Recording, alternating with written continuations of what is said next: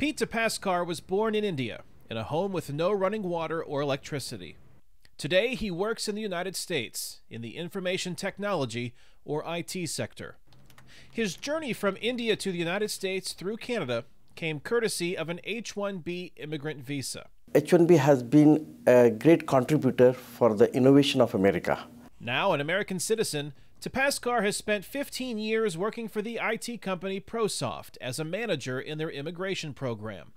Most of the people Tapaskar hired came from India, but he says hiring those workers has not always been ideal. It would be cheaper for us to hire Americans where they are available, because bringing from outside, we have to go through the lengthy process of H1B process and then wait for a longer time, and by that time, demand would have changed. But Tapaskar says there aren't enough Americans with experience to fill the jobs.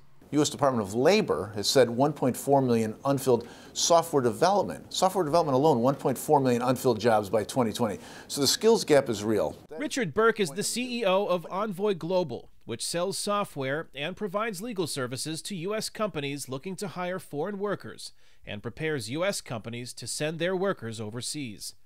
Burke says that skills gap exists because not enough Americans are receiving education or training for the high-demand jobs in science, technology, engineering, and mathematics, also called STEM fields. And many foreign students educated in the U.S. are not staying here to work. Every year, American universities graduate over 300,000 foreign national students with STEM degrees. We don't give them many opportunities to stay. So what is the wisdom of a policy when we know we have a skills gap, when we know we are graduating the best and the brightest, 300,000, and sending them home to compete with us? Burke hopes President Trump's executive order reviewing the H-1B visa program will increase the number of visas issued annually before those jobs flee the U.S. Work is mobile. Companies are telling us, and they're saying to one another, if I can't get the work done here, I'll just move it overseas. Which is what happened to Pete Tapaskar.